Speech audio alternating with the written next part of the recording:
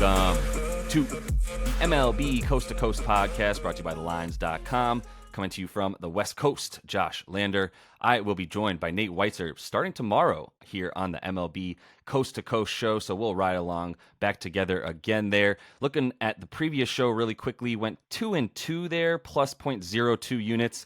Pretty much nilski on the day there. Got the Cleveland Guardians to beat the White Sox money line there. Got 0.7 units on that one, so that we made sure to come out above even on the day, despite going 2-2. Logan Allen had over 17.5 outs for 0.3 units. He did not get over 5.5 Ks though, and the Tampa Bay Rays mauled the Detroit Tigers 8-0. So the Tigers money line bet was very incorrect. It's binary. We got it wrong. Whatever. Doesn't matter how wrong we were wrong. So we move on and look to at least stay up, right? Like on the season, 27-21, up 3.28 units based on a really, really good last Thursday as well. So we're staying strong here on the Coast to Coast pod. Want to remind you really quickly to like and subscribe. Continue to follow along. You can check out everything we're putting up on the site as well on thelines.com, and use that odds finder tool we have up there for you to see all the odds available to you from all these books giving us bets in baseball this season. Let's run through today's slate here on Monday, August the 7th, starting with that game in Cincy. The Marlins are taking on the Reds. I'm going with the Miami money line here. You can still get it at minus 135 on Caesars.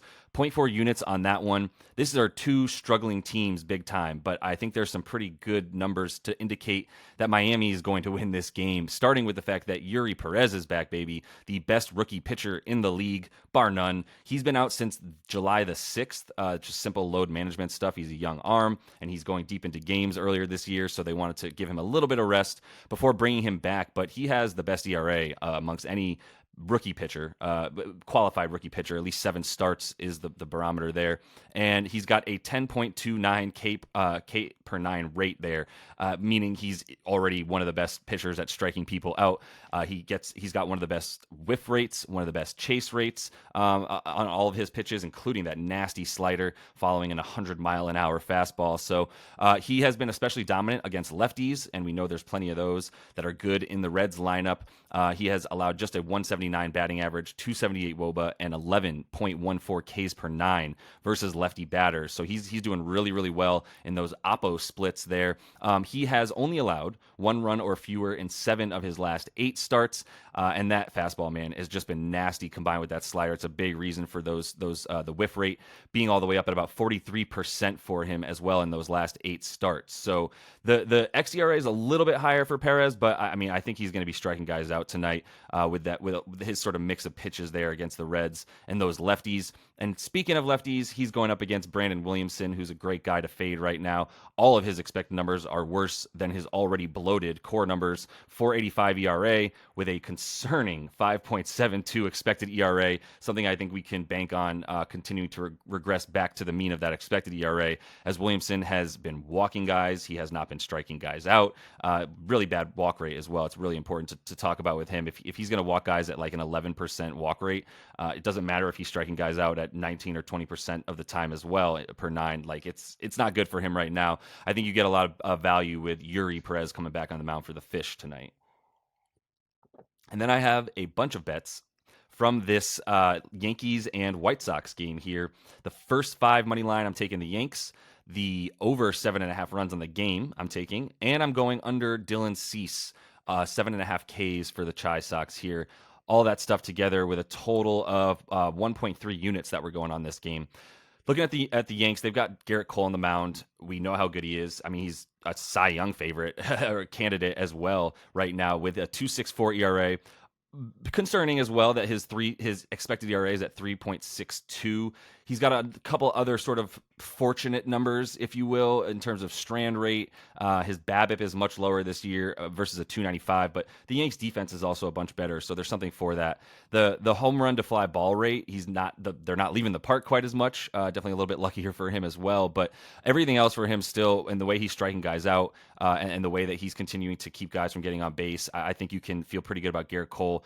handling this team for the White Sox, but I do think there's opportunity for the Chi Sox to get at least a couple runs on the board and go over 8, like I said, or over 7 in this game, like I said. You look at the Yankees bats, and I think that's where the value is here, is the fact that the Yankees bats have been so much better against lefties over the course of the last month or so than I think they're getting credit for. And a little bit of that is skewed because they're not playing as many lefties.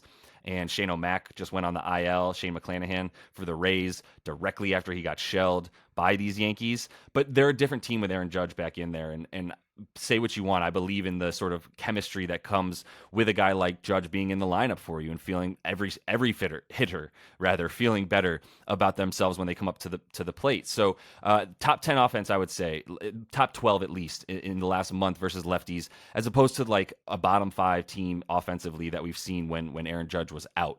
They've got they're 12th in WRC plus, 6th in slugging. They have the 9th lowest K rate, which is another reason I like to fade Dylan Cease's Ks on this one.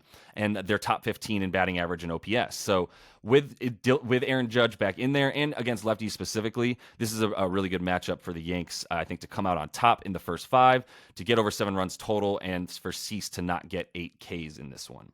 And then lastly, I'm going to finish up with Detroit as they're taking on Minnesota. And I'm fading Detroit via Pablo Lopez. I'm really riding with Lopez. He's looked a lot better, much more like the guy that the Marlins had rocking for them for a while. Over 7.5 Ks for him in this one, plus 120 on DraftKings. And that's why it's a high strikeout rate for Lopez, who's a strikeout pitcher, but we get the plus money. So I'm going 0.25 units on that one. And look, like his numbers on the season are meh, honestly, but in the last 3, he's up those numbers big time, posting a 2.5 ERA and a 1.06 WHIP. That's over his last 3 starts. And even the strikeouts have always been there. The average exit velocity is low against him. He's got a low expected numbers all over the board between ERA, WOBA, batting average against him, slugging percentage against him. Like, he's keeping all those things down pretty well. Top 25 pitcher in the league at all those for the entire season, and especially in the last 3. And we know what he can do with that chase rate, K percentage, whiff percentage. People are just not able to make contact with some of the nasty stuff he's been throwing over the last 3 starts, especially, and over the course of the season. He's still in the 75th percentile for all those really important numbers in terms of missing bats with those pitches. He has gotten at least 8 in strikeouts in 5 of his past 9, doing it more than half the time. And like I said, in the last 3, been even better. So trending in the right direction for Lopez. And this Tigers offense has just really dwindled from being decent for the most of the season, helping to keep this team in the AL Central race, where they're kind of fading a bit at this point. And it's a lot to do with the fact that they're not hitting the ball as well, and they're striking out a lot. They have the 6th highest K percentage in the league against right-handed pitching on the season. You look at the lineup that Lopez is expected to be facing, and more than half of the hitters, at least 5 of these hitters here, have a K percentage that's higher than 23% on the year.